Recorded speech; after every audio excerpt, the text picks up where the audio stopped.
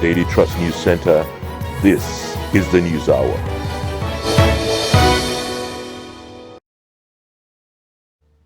Tonight on News Hour, resident doctors, federal government reached truce over 5-day warning strike. Bandits kill 9, injure others in Kaduna. 650,000 barrels per day Dangote refinery set for commissioning, end to perennial fuel scarcity inside. On the foreign scene, Sudan's army, rapid support forces signed 7-day ceasefire. Hello and welcome to the News Hour on Trust TV. I am Ayuba Ila. Thanks for joining. And now the details. The resident doctors and the federal government have reached an agreement over the 5-day warning strike embarked upon by the association. The doctors are demanding an immediate increment in the consolidated medical salary structure to the tune of 200% of their current gross salaries. The physicians are also protesting against the omission of some of their members in the payment of minimum wage consequential adjustment. A statement on Sunday by the spokesman of the Ministry of Labour and Employment, Olajide Oshundun, said that the memorandum of understanding was signed at the end of a conciliation meeting convened by the minister, Dr. Chris Ngiye, in his office. The meeting agreed that the resident doctors were to present the outcome of the MOU to their members in an emergency meeting within 48 hours with a view to suspending the strike they embarked upon last Wednesday. At least 9 people have been reportedly killed by bandits during an attack at Ungwang Dakwa village in Birnin-Gwari local government area of Kaduna State. Police authorities are yet to comment on the incident. The House of Assembly members-elect for Birnin-Gwari State Constituency, Yahaya Birnin-Gwari, confirmed the incident on Sunday. In a telephone conversation, Gwari said that the bandits stormed his community at about 2 p.m. on Saturday and immediately opened fire on the innocent residents who were going about their daily duties. He said that some villagers sustained varying degrees of injuries during the attack and were rushed to the hospitals at neighboring Funtua in Katsina State for treatment, while most of the villagers fled from their homes due to fear of fresh attack by the bandits. Now, Trust TV's Bello Musa was at the outskirts of the Kaduna metropolis and now gives us an update. About 9 farmers were killed at Ungwendanko, a village near Dogondawa in Birnin-Gwari local government area of Kaduna State. According to the locals of the area, the incident occurred on Saturday in the afternoon while the farmers were working on their farms. The local at the area also said the bandit abducted about 3 persons to unknown destination. When contacted via phone, the State Assembly member-elect representing Kakangi constituency, Yahaya Musa, also confirmed that 9 people were killed and all of them were farmers, and the other people who sustained gunshot injuries were taken to hospital for urgent medical attention. I also added that the villagers sustained gunshot when they confronted the bandit while carrying their operations in the area. Right now, the mood of the communities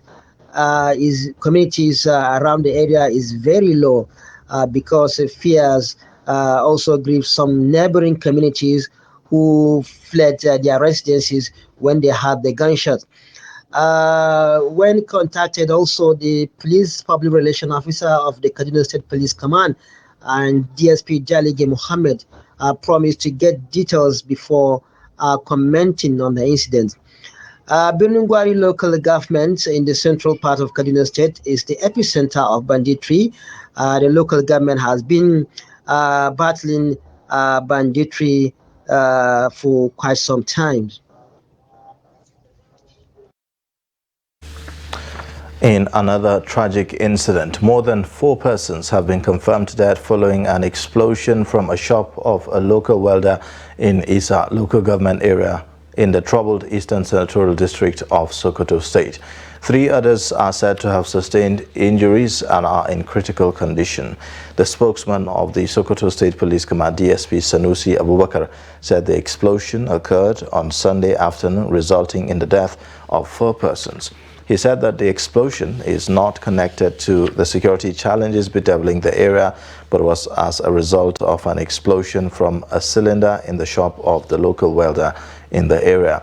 The chairman of the local government, Abubakar Danali, also confirmed the incident but could not confirm casualty figures.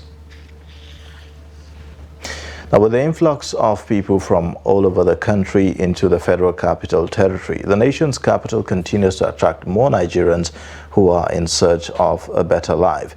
In this report, Kabir Lawal speaks to residents on what attracts people to the city and what contribution they are expected to make towards the development of the capital city.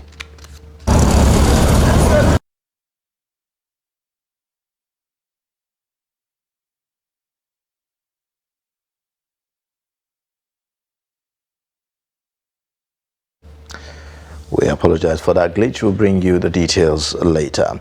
Now, as part of efforts to curb the menace of human trafficking, stakeholders are calling for improved approach and synergy.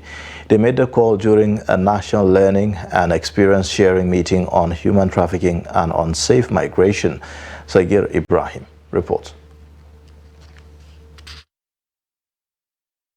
The stakeholders explained that it would take more than the intervention of the law enforcement agencies to combat the menace of human trafficking. As one of the founding fathers of NAPTIP, because we started NAPTIP, and as a former Controller General Immigration Service, I know very well law enforcement alone cannot combat trafficking. And trafficking is not only carrying people to Italy, because that's a misperception people have. When you talk about trafficking, they say, oh, people have been trafficked from Nigeria to Italy. But there is huge trafficking going on in Nigeria, from rural areas to urban areas, and elite are being served by these ordinary young people and children without being adequately paid and taken care of. I believe we are not doing enough prevention, because prevention is key to curbing human trafficking and also addressing the root causes, because if you look at the push and pull factors, you'll find that poverty, youth unemployment, including underemployment, the security issues, the inequalities, the exclusion, conflict, even corruption, they all fuel and exacerbate human trafficking. 1 out of every 4 Africans trafficked is a Nigerian. Professor Isilo called for improved community sensitization on the dangers of irregular migration. I think we need to scale and we need to realize that this is one thing that gives Nigeria a bad name around the world. We need to get down to communities where it matters most. Use early warning mechanisms so they can be each other's brothers and sisters keeper. On the government side, the representative from the National Agency for the Prohibition of Trafficking in Persons, NAPTIP, explained that significant progress has been made with regards to prosecution and rescue. Over the years, NAPTIP, for instance, on human trafficking has rescued over 19,000 Nigerians, intercepted and those who have rescued from this dangerous journey that they are making. And several people have been prosecuted. In fact, this year alone, between January and now, about 32 convictions have been received by NAPTIP. Most times, the victims of trafficking are afraid of speaking out because most of their traffickers are relatives. Poverty, unemployment, conflict, insecurity, corruption, among others, were identified as some of the key factors fueling human trafficking in Nigeria. They emphasized the importance of synergy between stakeholders to uphold the 3 pillars of prevention, protection, and prosecution. Sagir Ibrahim, Trust TV News, Abuja. Now to our earlier story on the rural-urban migration to the Federal Capital Territory and what the expectations are. The Federal Capital Territory, Abuja, was designed to accommodate more than 1 billion people, and since the relocation of key government businesses from Lagos to Abuja, the population has more than doubled, exerting enormous pressure on the infrastructure available. Though many districts and satellite towns were created to accommodate more people, The capital city is still crowded, with more people coming to settle in the city, considered to be land of opportunity, being the political capital and seat of power. There are about 40 ring roads in Abuja, but you can see only few have been developed to the position they are now. If His Excellency Senator Bola Ahmed Tinubu come on board, I'm telling you, Africa will find Nigeria and even the world a place of tourism. But living in Abuja has its own headache, as one has to cope with the traffic gridlocks daily going and coming from his working place. Revenue generation is very essential. When somebody has the capacity, by using his experience in financial management or resource management, he will generate revenue that will be substantial enough to develop the city, not only the city, but the country at large. When you generate revenue, equitable distribution of such revenue is another thing. A cross-section of people in Abuja suggests that traffic officers be properly trained to decongest the roads for free movement of vehicles and with ease. The major challenge of Abuja is a reflection of the challenges even outside Abuja. Like me, I was once living in Jos because of crisis. That's why I moved to FCT. And so many people, because of challenges of insecurity, are moving into Abuja as an alternative place of residence and safety. And even within the FCT, there are still security challenges going on. Truly, Abuja is a land of opportunity. It's supposed to be land of opportunity.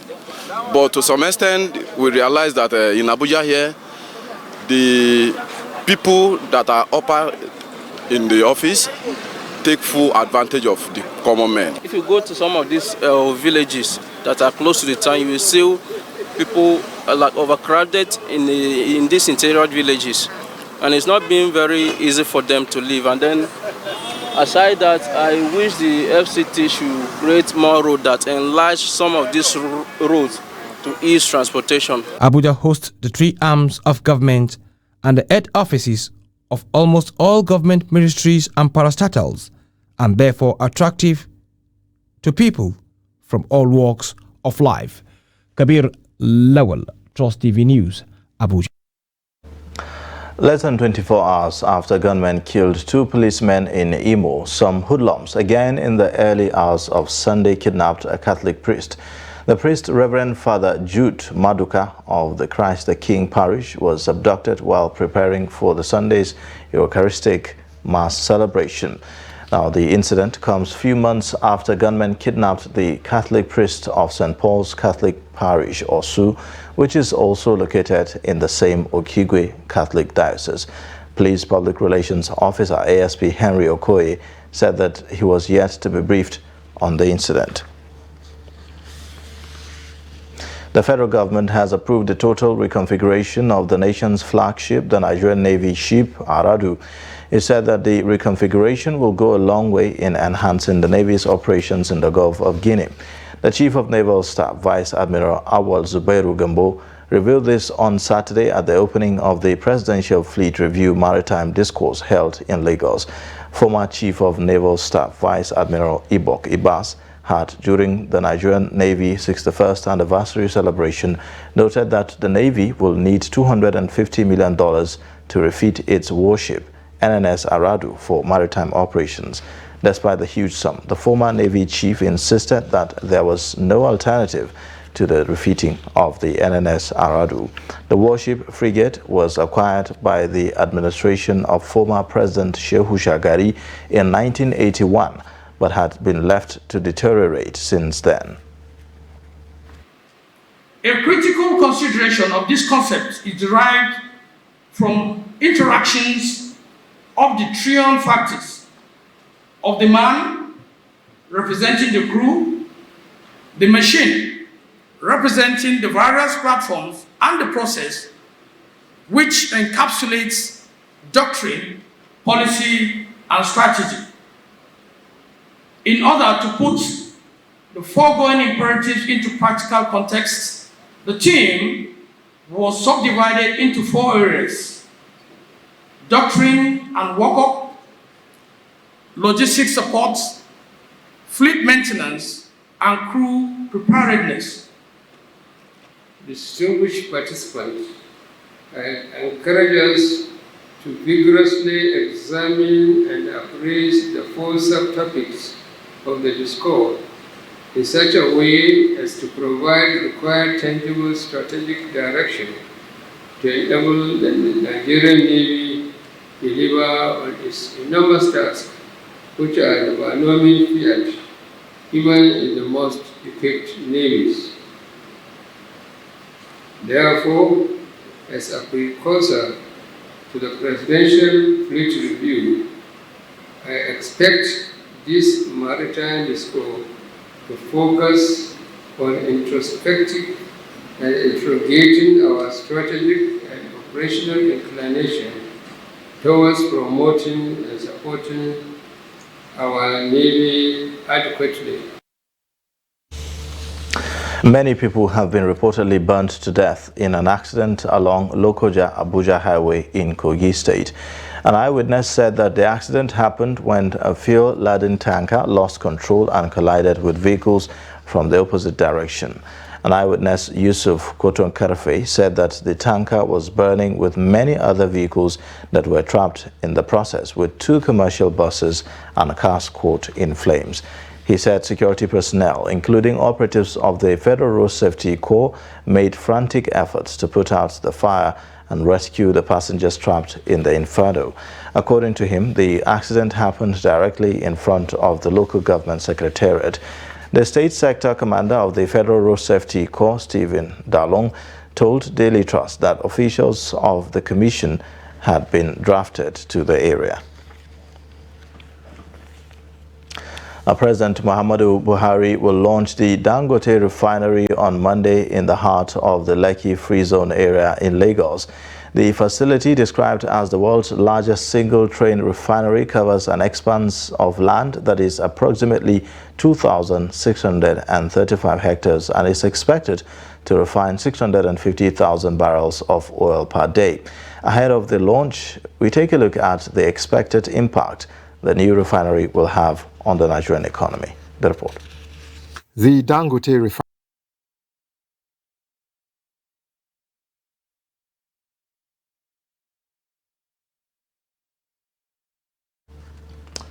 Again, apologies for the hitch. We'll bring you the details subsequently. Now, earlier we spoke to energy analyst Toby Oluwatola, and here is what he had to say on the Dangote refinery.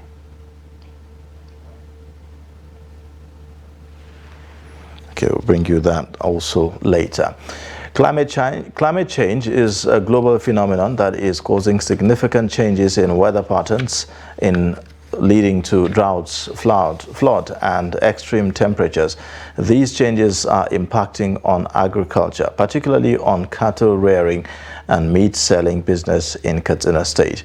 Jamil Mabai speaks to farmers and industry experts on how climate change is affecting the meat industry in the state.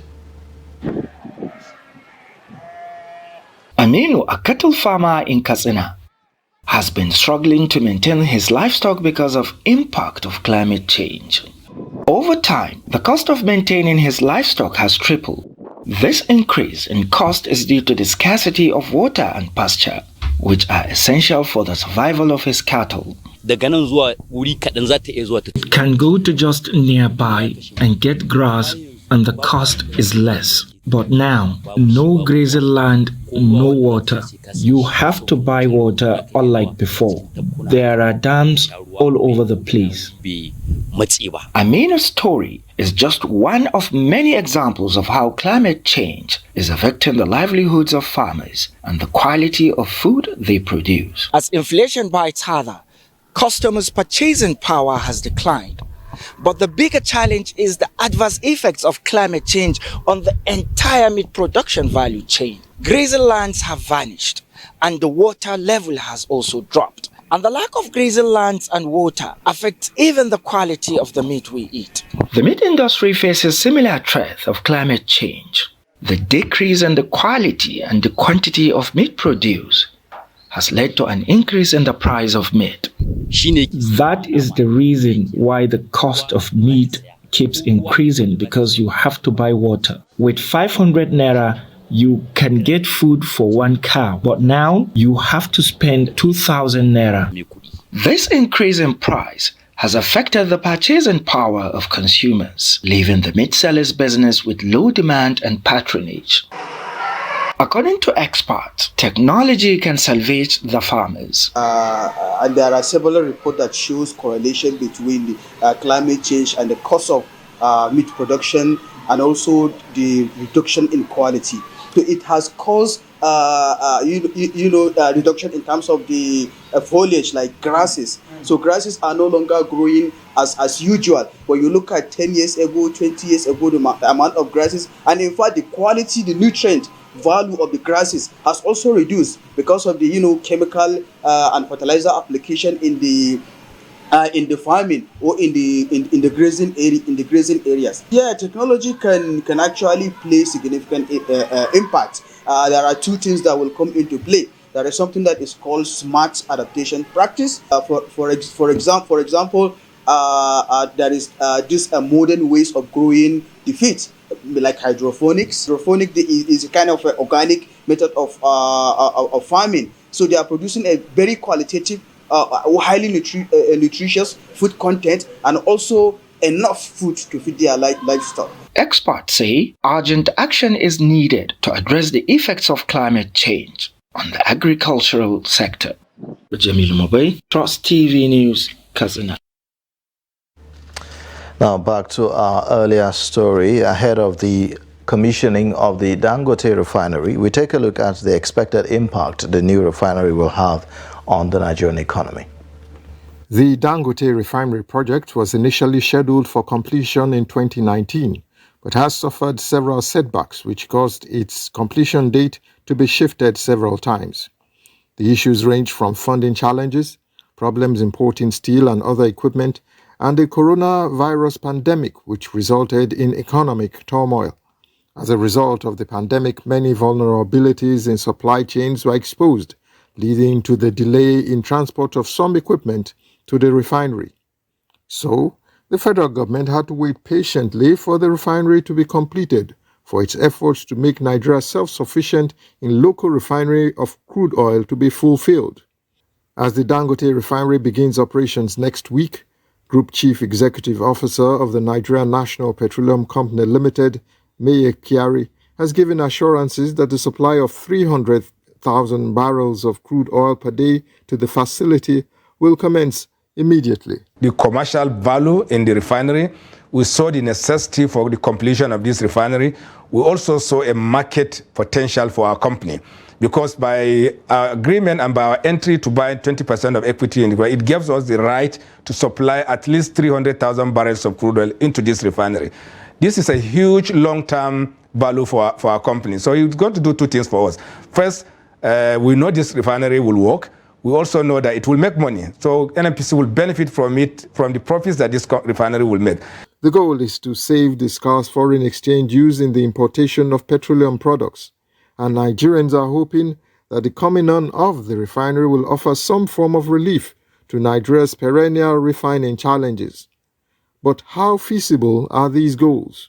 And secondly, we also know that because of the sheer capacity of the refinery and the new technology that's involved in this, we know that it will be able to meet, a very significant proportion of the in-country consumption of gasoline in our country, to be very, very specific. So we're very excited. We're very happy that we took position in this company. We're on the board of this company, and this means that, once this refinery comes on stream, and we're able to complete our own rehabilitation exercise, our country will become net exporter of petroleum products, not just to West African stores. Actually, there will be a reverse flow to certain jurisdictions. Today, they are backing out in Europe. A number of refineries are being shut down for the obvious reasons around energy transition.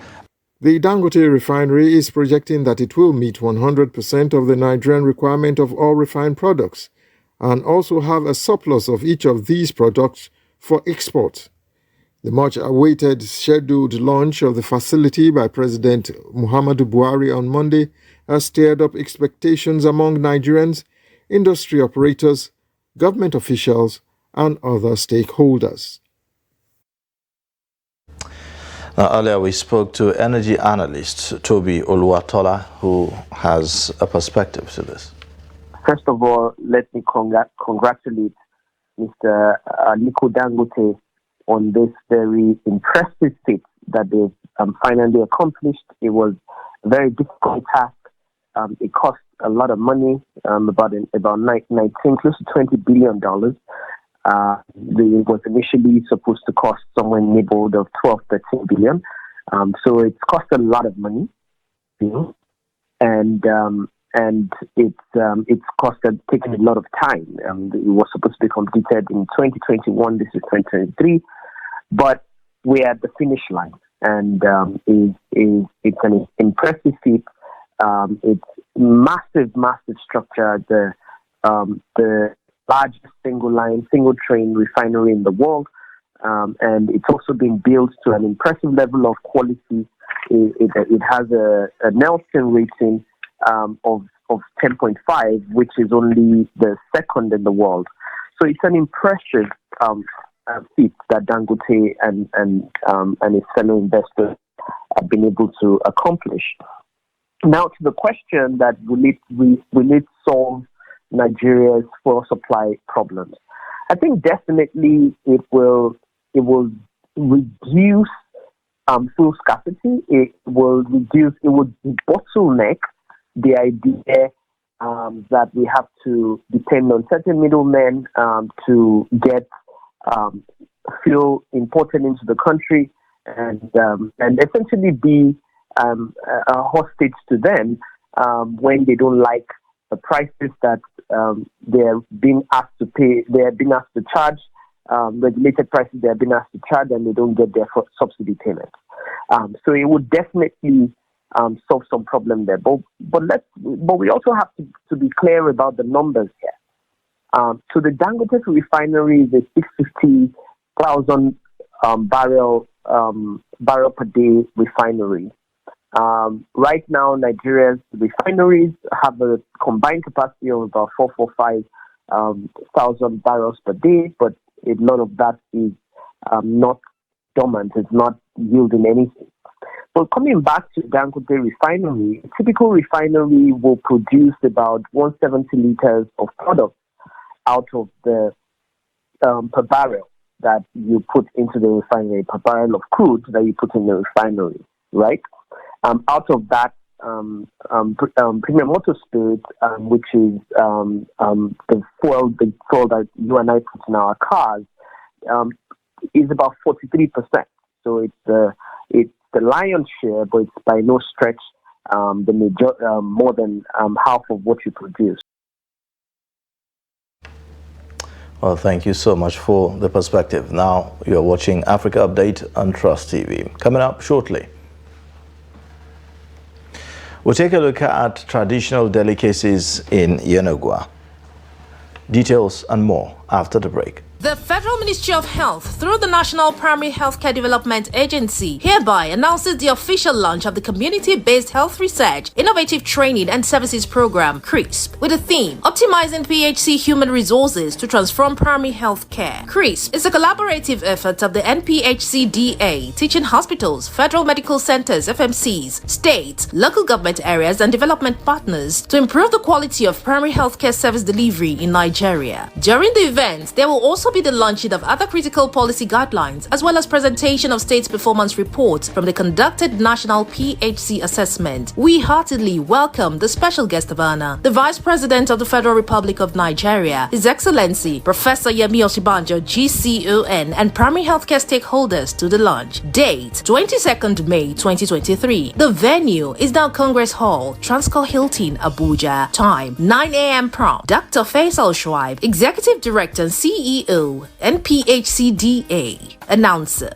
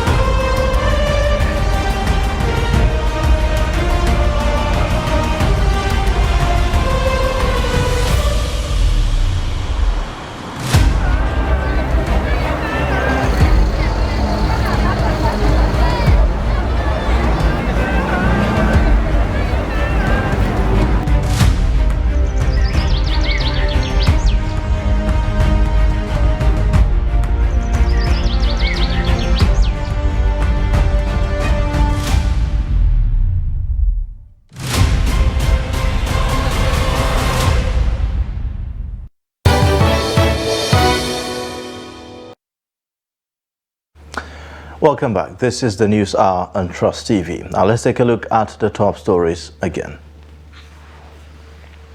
Resident doctors, federal government reached truce over 5-day warning strike. Bandits kill 9, injure others in Kaduna.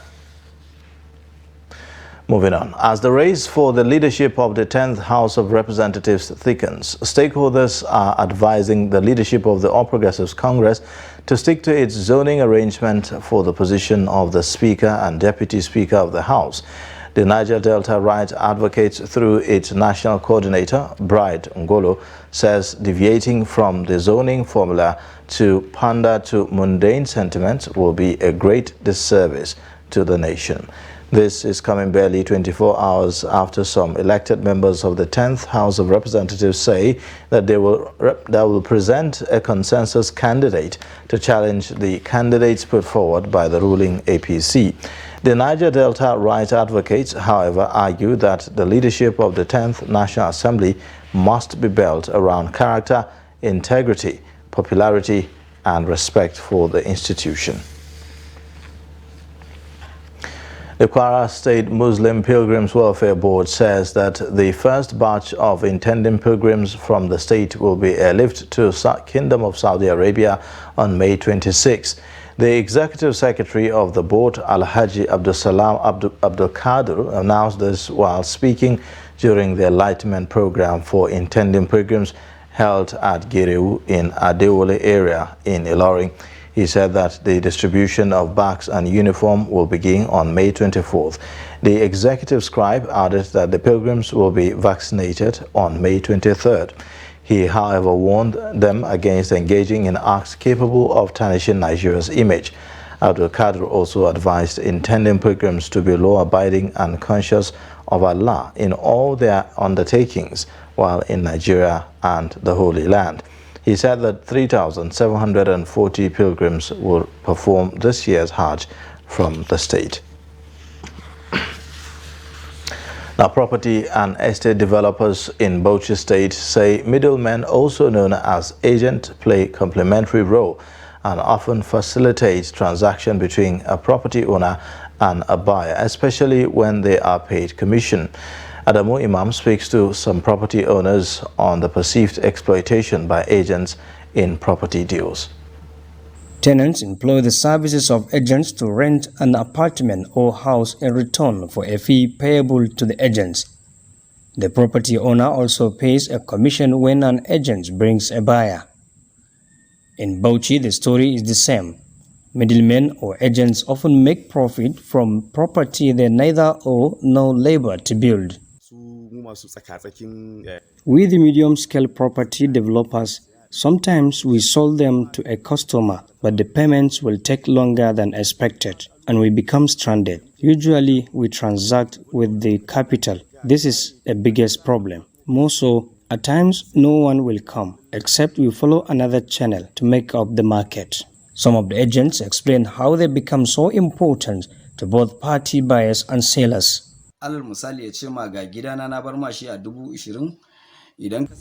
For instance, they will give us price so that we can add something to take it to the market and look for the buyer or clients for rent, or we make it on percentage. And on the other hand, the buyer, we usually bargain that how many percent will he give us. If he agree, then we make transaction with him. That's all. Most of the times, agent takes you to the place and later on, he calls you about the issue, tell him that tomorrow you will come or later I will come back. Call him, say, let it till tomorrow or next tomorrow. It's around the first payments that the client will pay, understand? So maybe when the client comes, he needs to enter the house. So the agent will say, maybe the house owner will say his house that maybe the client will pay maybe around 300,000, while the agent will say the client is going to pay maybe like 400,000. So at the end of the day, the agent will get more profit than the house owner. They acknowledge that agency in property business does not require big capital at the beginning, but with patience one can succeed and make substantial money. Adam Imam, Trust TV News, Bauchi. Now, no situation lasts forever, but resentment built up while the circumstances lasted may linger long after. This is what is playing out in Benue State, where many residents no longer patronize point-of-sale operators because of their actions during the Naira swap crisis. Jimmy Azande reports. It might have been a cordial relationship before, but certainly not during and after the Naira crisis in Nigeria. Makudi residents say they are no longer interested in withdrawing or depositing with POS operators. Some of the POS operators, we don't even attend to them. You not see customers around them because of the way they maltreat people, customers. So unlike now, they are looking for customers and they can't find them. When you go, some will still tell you that 5,000 naira is 200 naira and the rest. So you see people running away. Actually, a lot of them are collecting 100 naira for a tune of from 15,000 naira below. So, and a lot of them, they locked up because of the patronage, the low patronage. People doesn't patronize them any longer. So of the exorbitant levies, they do levy it on customers during the cashless policy. Most of them are now hunting for customers, but customers are running away from them. Like there was a particular POS operator within our jurisdiction that used to collect 2,000 naira, pay 4,000 naira. That is 50% of what you are going to withdraw. But currently, he's begging for people to come and withdraw 5,000, pay 100 naira. Older residents, however, still occasionally transact businesses with the POS operators due to proximity, but they say they do so with misgivings. I patronize them when I have no choice to patronize them, compared to what they did to us during the cash crunch the other time. So we have no choice than to patronize them because of the transfer fare.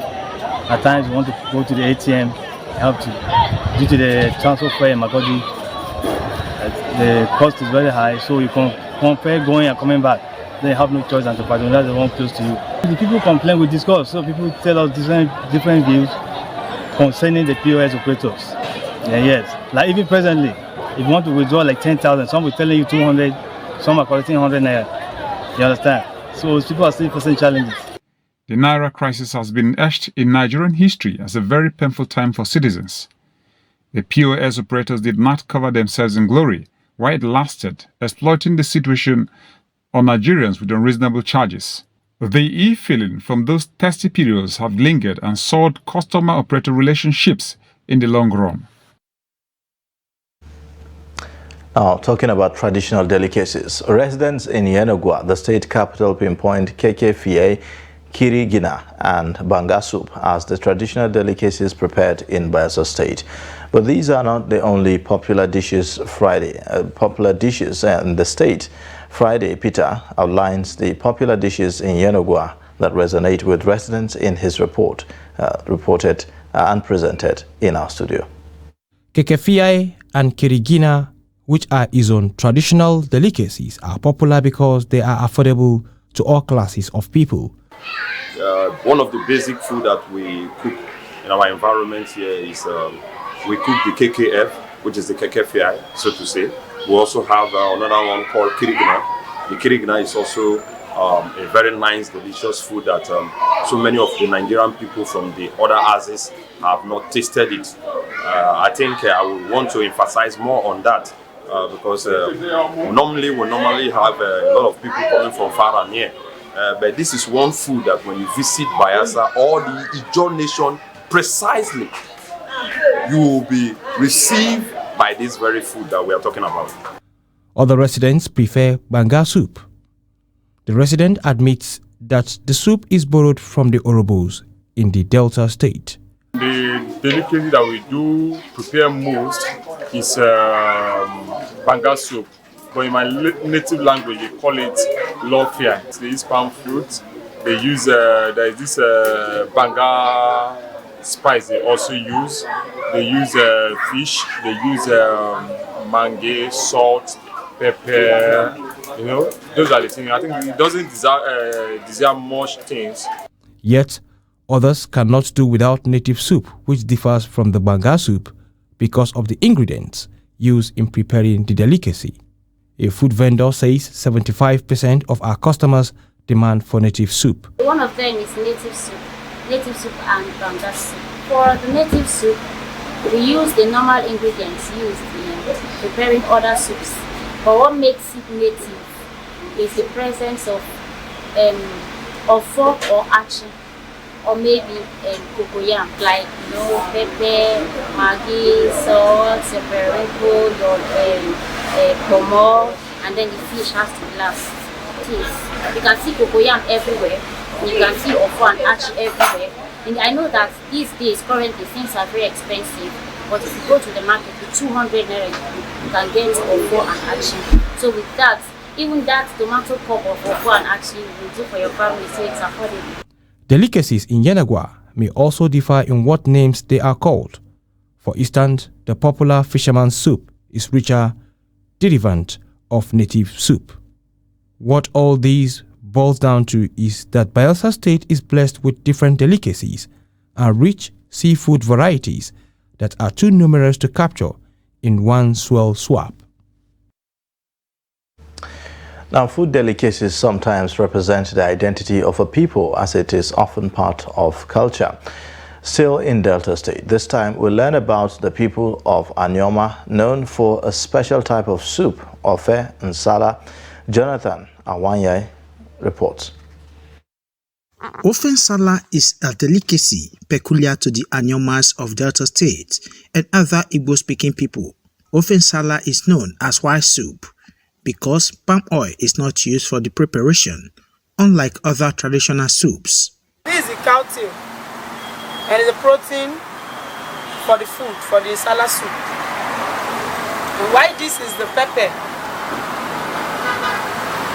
the fresh pepper used in preparing the Nsala soup. This is a thickener, and the thickener is a yam. You pound the yam together to get to the paste. And this is the yam paste. It's called the yam paste we use in thickening the Nsala soup. This is additional ingredient, which is dry fish, oporoko, thereabouts. We bring them together, scotch them together, bring them and use it to make the soup too. These are the spices used in preparing Nsala soup. As you can see the blended crayfish is there. You can see there's some cubes of maggi. There's something we call in our languages okpei and dawada for those that do not know. And this is the dry pepper. This is a spice. It's a mixed up spice, mixed up with African nutmeg and the rest there. And this is the sauce. Then you get the fresh fish. This is the fresh fish you use in preparing it. While it is traditionally made with catfish, you can cook with any protein of your choice. It is delicious, easy to prepare, and affordable. Trust TV visited a food vendor who explained the process of preparation. Which is you add the crayfish, the okweye, the dry pepper, and the spices that give it a very good smell, a good aroma that comes out from it. Without the spices, you don't get the Nsala soup. That's the major ingredient we use in preparing the Nsala soup. Then you add your cubes of maggi to taste. Then you add the salt to taste. It is usually served in special occasions like traditional marriages and cultural events. It is also commonly prepared for mothers who have just given birth. Those who we met at the restaurants explain why they prefer Nsala soup to other delicacies across the country and how affordable it is. Nsala soup, this is the local one. They don't use to put oil in it, and it's very, very fine. We have been eating it for a long time in this place. But it's very good for pregnant women and maybe somebody who is sick. All those kind of it, malaria, all those things, is very good for it because of the spices they used to prepare it and other things. Why I like the food is that the soup is that it's been made with natural ingredients. And I was born and brought up with the meal. So each time I want to enjoy myself, I always come to enjoy the meal. And although it's affordable, that everyone can. Ofe Nsala is best enjoyed with pounded yam, eba or akpu. Whenever you visit Delta State, Try a plate of delicious ofen sala. Jonathan Awanyai for Trust TV News, Asaba.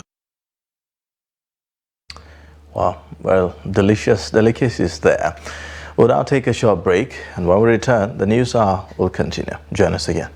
The Federal Ministry of Health, through the National Primary Healthcare Development Agency, hereby announces the official launch of the Community-Based Health Research, Innovative Training and Services Program, CRISP, with the theme, Optimizing PHC Human Resources to Transform Primary Health Care. CRISP is a collaborative effort of the NPHCDA, teaching hospitals, federal medical centers, FMCs, states, local government areas, and development partners to improve the quality of primary healthcare service delivery in Nigeria. During the event, there will also be the launching of other critical policy guidelines, as well as presentation of state performance reports from the conducted National PHC Assessment. We heartily welcome the special guest of honor, the Vice President of the Federal Republic of Nigeria, His Excellency Professor Yemi Osibanjo, GCON, and primary healthcare stakeholders to the launch. Date 22nd May 2023. The venue is now Congress Hall, Transcorp Hilton, Abuja. Time 9 a.m. prompt. Dr. Faisal Shuaib, Executive Director and CEO,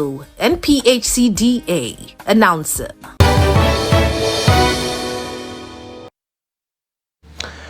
Welcome back from that break. And now to the foreign scene. The United Kingdom is set to announce new restrictions that will stop Nigerian students and other nationalities studying in the UK from traveling with their families.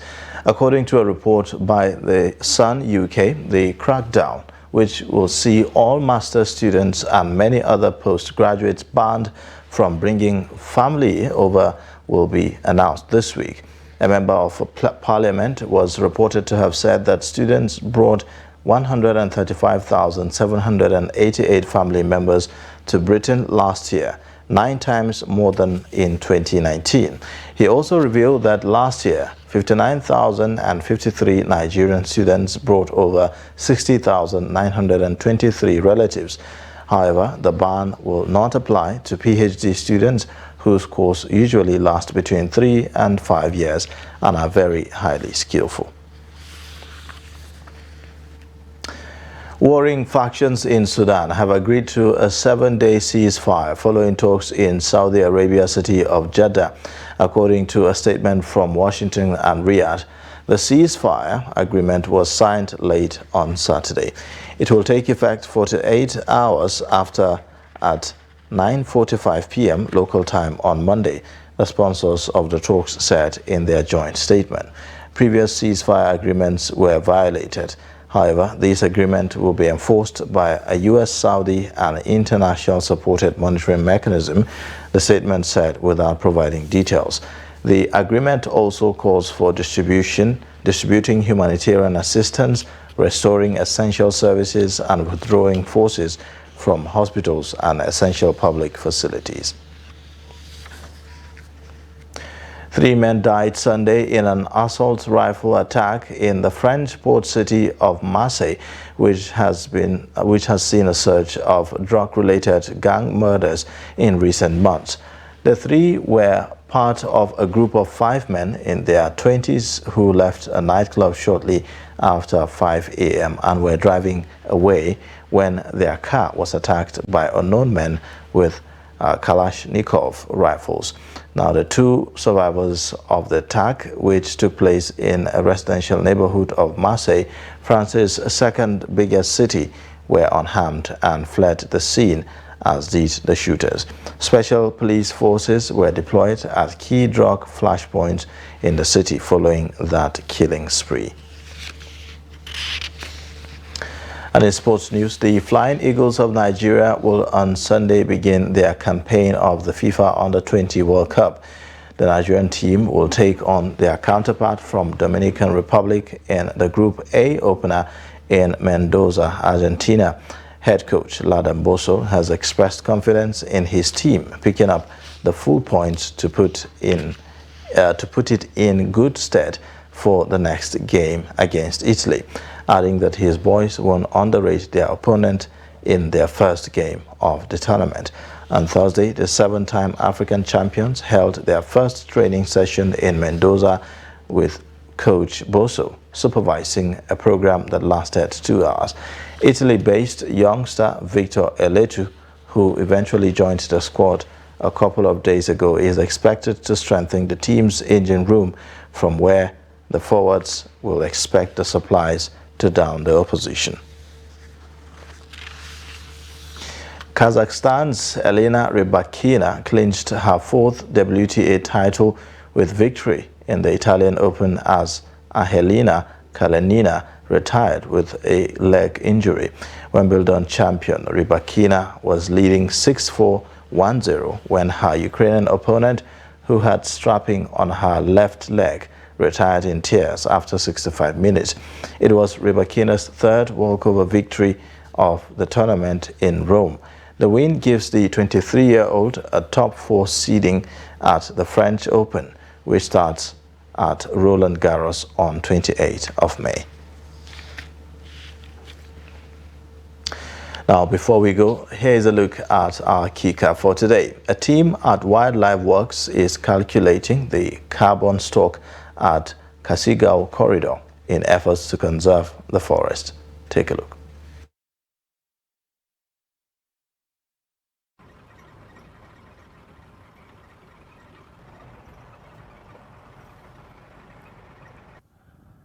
Kasigao Corridor is a corridor because it links between the southwest and the southeast. It was a migration route for the animals, and it is still a migration route. So we are in between. We are sandwiched between the two servos. So hapo. My role is to go out there in the field, do carbon measurements on the trees and the ecosystems. We also do biodiversity stuffs, in terms of collecting data and monitorings.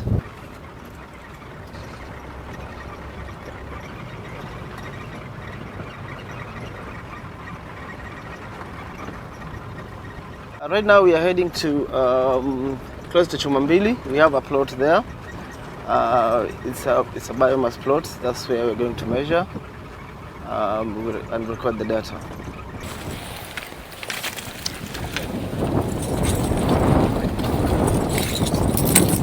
First one, 7.2,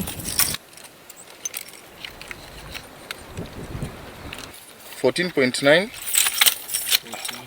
14.9. Second trunk, 2.7. We have plot coordinates. So the plot coordinates we feed on this GPS. And sometimes some of the plots are very far, and sometimes where we can find some plots which are close by. But so we move out using our vehicles up to where our GPS will read a point of 0. When we reach to that point, then we thump in our metal center. Then we stretch out our tape on a northward direction using our magnetic compass. Then we measure each and every tree going clockwise, depending on the radius of the plot.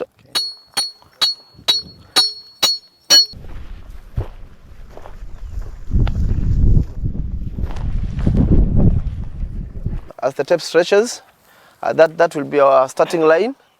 Then we'll be moving on a clockwise direction.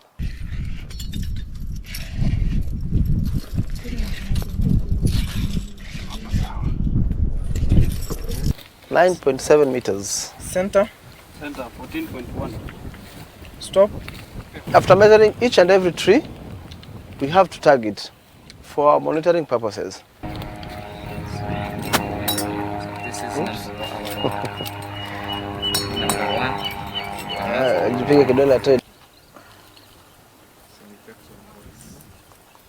We do biomass plots. We start with our magnetic north, and we normally use magnetic north. And so this is where our 5-meter point is. So from this point, we just start with either direction, either right or left, 2 meters. Then we make a square plot.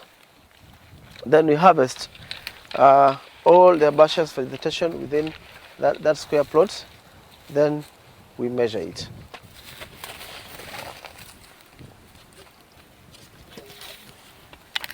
So something all over the world happens in this very manner. After harvesting this plot, Well, that brings us to an end of the News Hour for tonight. You can watch more via all our social media platforms and also on our YouTube live stream. I am Ayuba Ilia. Thanks for watching. Bye for now.